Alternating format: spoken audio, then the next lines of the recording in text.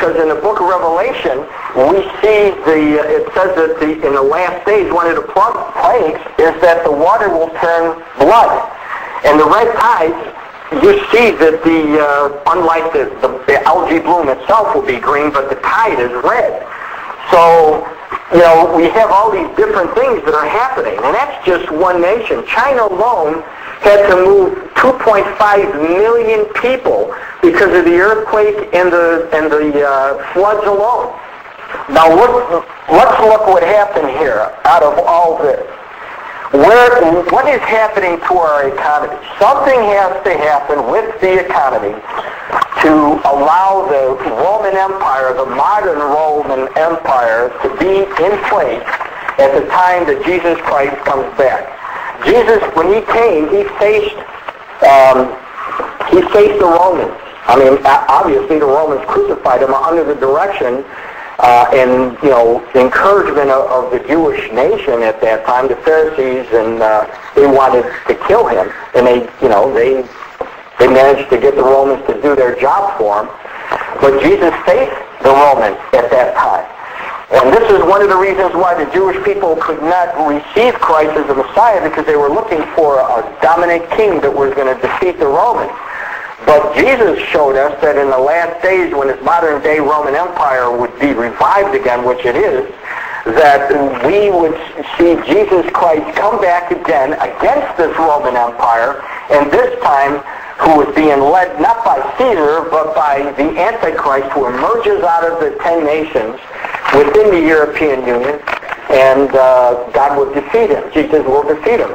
Well, the only thing standing in the way, actually, that I can see is who is the major superpower in the world, or who has been, I should say, the major superpower in the world. That is the United States. But there's a shift taking place. As a matter of fact, in the Newsweek magazine that came out, let me see a date on this one. Let's see, this came out on May 3rd, 2008. It talks about 3 different shifts. First one took place in the 15th century, and it caused the Western world. It said the first was the rise of the Western world around the 15th century, and it produced the world as we know it now. Science and technology, commerce and capitalism, that's when it started. The second shift took place in the 19th century, which is actually when the United States was brought into power from the industrial age. And then they talk about this third shift, which happens in the 21st century, and this is the rest. And what they mean, the rest, means the other nations besides the United States. And in my book, I cite some information to show you that the United States, which was once rated number 1, being the prosperous country and secure, has now dropped down to the 22nd spot.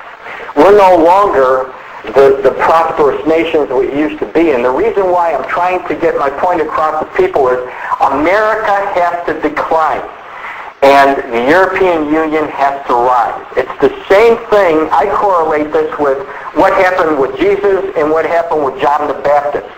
John the Baptist got here first, and he was preparing the way.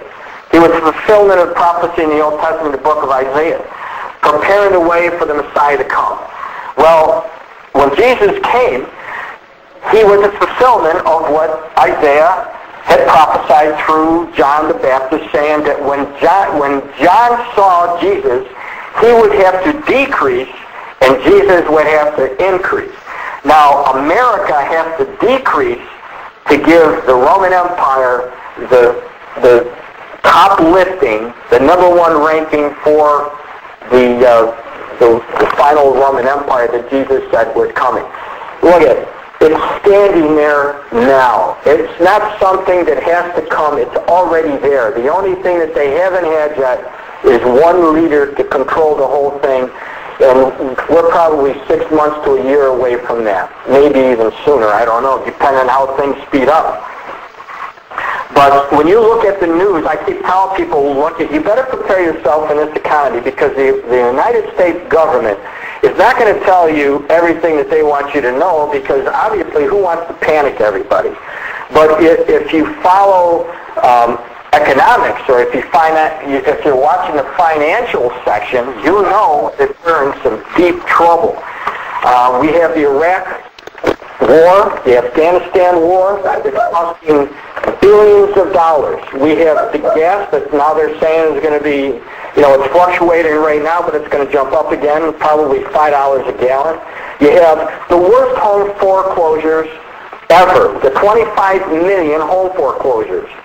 Oil, last time it was, at the time that I put this in my book, was $1.47. It's down a little bit right now because people are stopping driving. So they're lowering the prices a little bit, but it's hurting everybody, truckers and everybody.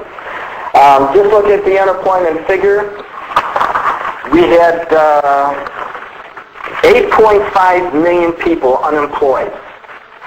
And it's ridiculous. Over and over again, when you look at the news, you'll see that the inflation is starting to go up. The euro, for people who may not know, Gina, the euro is the currency of the European Union, or the modern-day Roman Empire. The United States dollar has been challenged by this euro.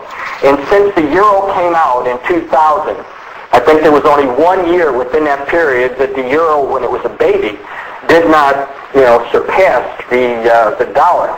But since then, in my book, all the way back since 1978, when I gave my first slide presentation and I talked to people and told them what to look for, I showed them the dollar burning and saying, you are going to see this take place because Europe has to come back and Rome has to come back, and Europe is Rome.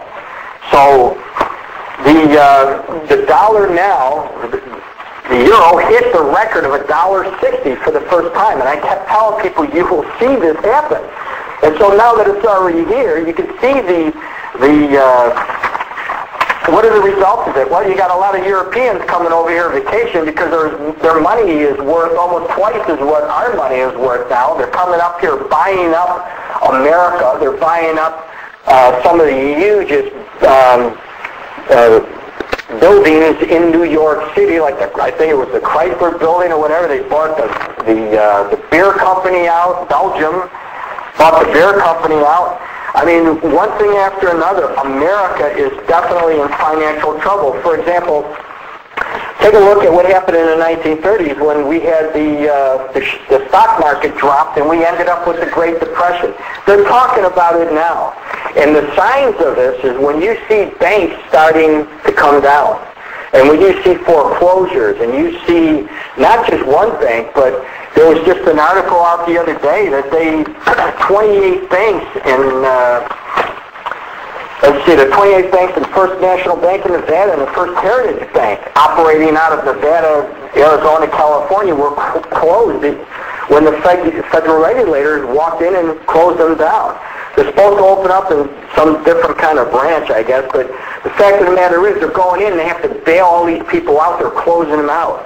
There's a list of 90 different banks that have been produced, and it's hard to get, but some reference to this in the Wall Street Journal, even on ABC News was talking about this 90 name list of banks that are in trouble because their ratio to debt is outrageous. And so it's going downhill when along with the foreclosures and along with people, thousands, 470,000 people walked away from their houses in foreclosures, and we're not done yet. Employers are cutting jobs. There was an article that came out July 3rd, 2008.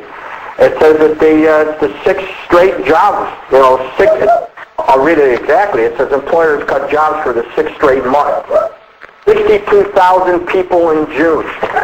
The stock market.